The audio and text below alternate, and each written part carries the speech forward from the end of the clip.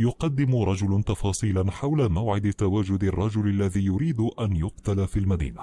أما الرجل الذي كان يرتدي ملابسا سوداء ونظارة شمسية دائرية فيقول إنه سيهتم بالأمر. أنهى كأسه من الحليب وغادر المطعم. في بهو الفندق يصعد السيد جونز إلى المصعد رفقة 10 حراس شخصيين. بعد لحظات تلقى السيد جونز مكالمة هاتفية من أحد رجاله. أطلق عليه الرجل ذو الرداء الأسود النار في تحضير للسيد جونز. يستدعي هذا الأخير رجاله ويطلب منهم الاستعداد. يتخذ الرجال مواقعهم ويبدأون في الانتظار في المصعد. تفتح أبواب المصعد ويبدأ رجال جونز في تفريغ أسلحتهم. بعد تبدد ضباب الرصاص ودخان البنادق أدركوا أنهم كانوا يطلقون النار على جثة أحد رفاقهم. ينسحب رجال جونز من الباب ويستعدون للهروب.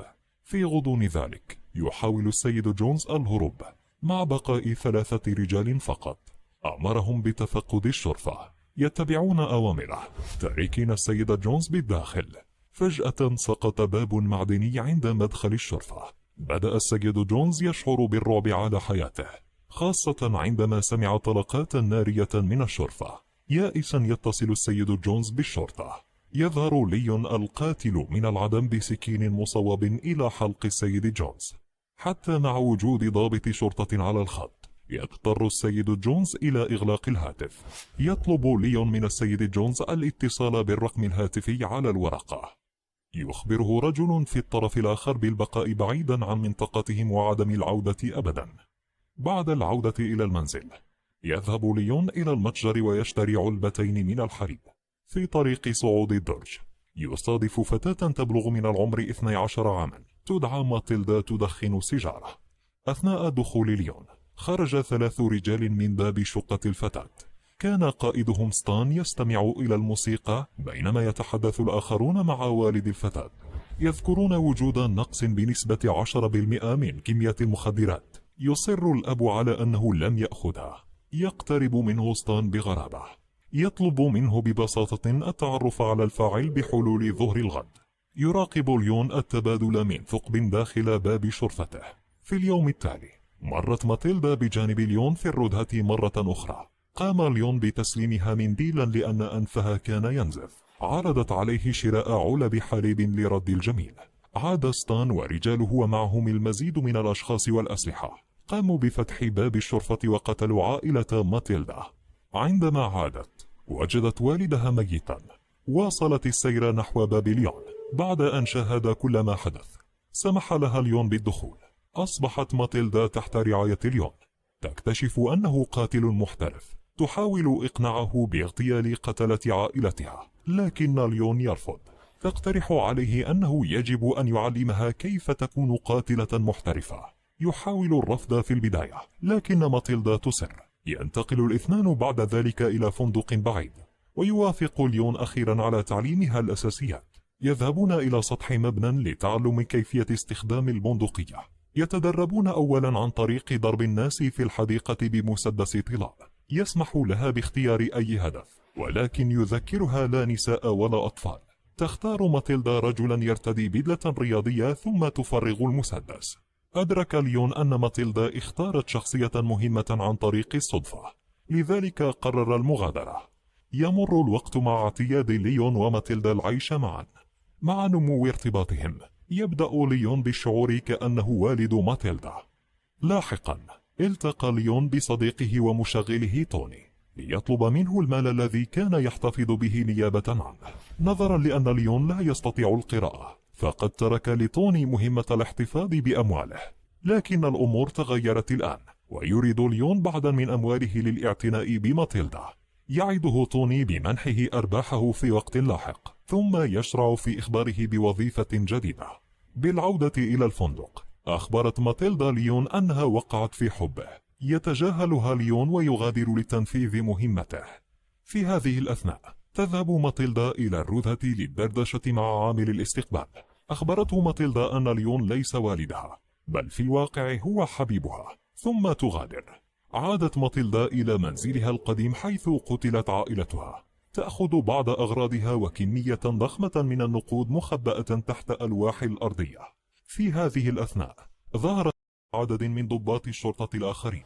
تختبئ ماتيلدا وتستمع إلى ستان يختلق قصة حول ما حدث. تستقل سيارة أجرة لتتبع ستان إلى مكتب إدارة مكافحة المخدرات DEI، حيث تكتشف أن ستان شرطي فاسد. في وقت لاحق في غرفتهم بالفندق، يطرق موظف الفندق باب ليون. بسبب أقوال ماتيلدا طردهم الموظف من الفندق، مما أجبرهم على تغيير مسكنهم مرة أخرى. قدمت ماتيلدا 20,000 دولار لليون وأعطته اسم ستان وعنوانه من أجل اغتياله.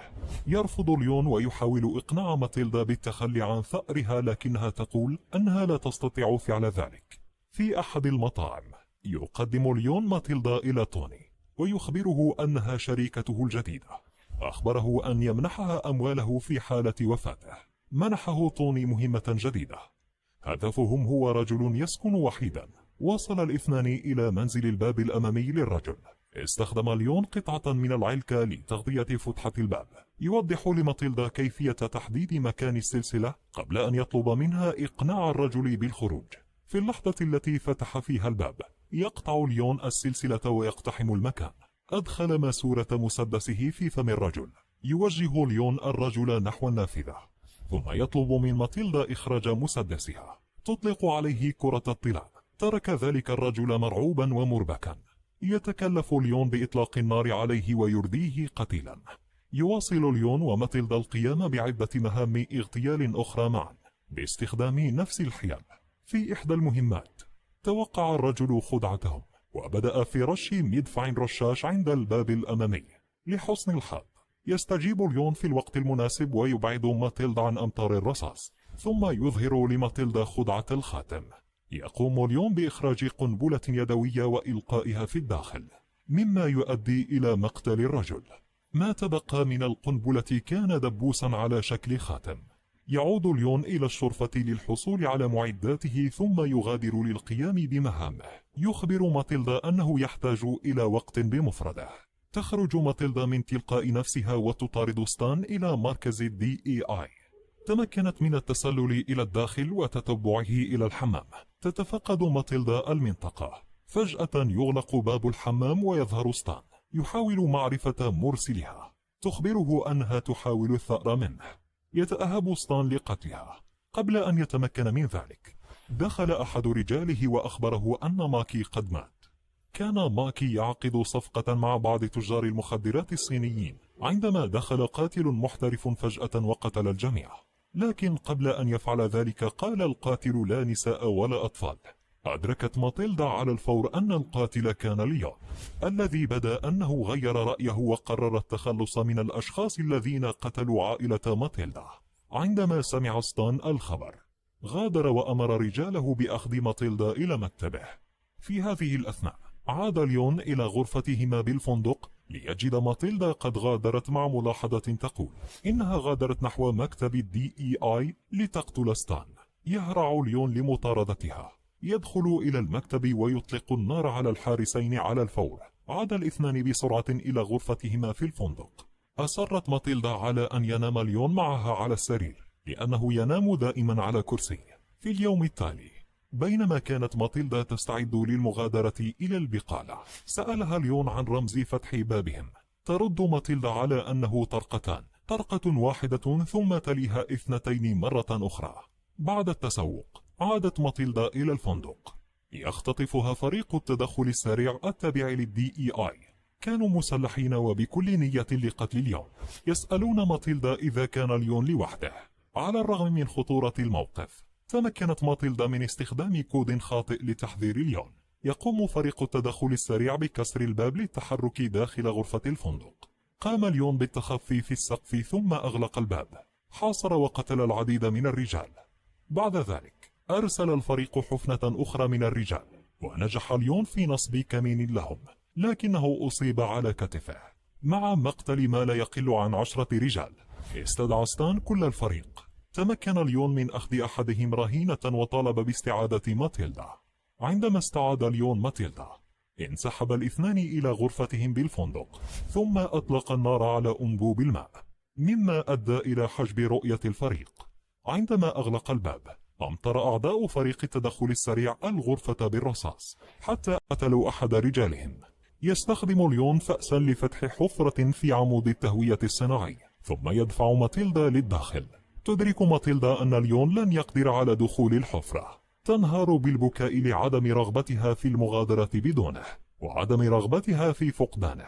يحمل ليون ماتيلدا بالقرب منه ويحتضنها، يخبرها أنه يريد أن يعيش، ووعدها أنه عندما ينتهي كل هذا سيغادرون للعيش معا. تشرع ماتيلدا في الهروب عن طريق الحفرة مع إدراك أنه قد لا يرى ماتيلدا مرة أخرى. أطلق ليون صرخة مدوية. في تلك اللحظة أطلق فريق التدخل السريع قذيفة على شقة ليون.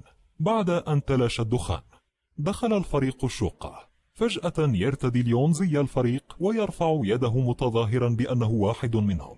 ينادي الرجال لمساعدة ليون وإخراجه من المبنى. بمجرد مغادرة المسعفين يقوم ليون بالفرار.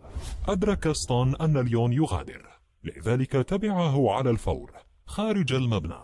وجد ليون نفقا ليغادر من خلاله، ولكن قبل أن يتمكن من الهروب يطلق ستون النار عليه من الخلف. مدركا أنه لن يتمكن من النجاة قام ليون بخدعة الخاتم.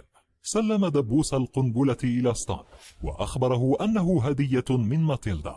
فتح ستون سترة ليون ووجد 6 قنابل يدوية. أدى الانفجار إلى مقتل كل من ليون وستون. في وقت لاحق ذهبت ماتيلدا لأخذ أموال ليون من توني. على الرغم من وعده رفض توني، مدعيا أن ماتيلدا صغيرة جدا على هذا المبلغ من المال. تغادر ماتيلدا وتعود إلى مدرستها السابقة. تتحدث المديرة مع ماتيلدا وتخبرها أنها ستبذل قصارى جهدها لمساعدتها.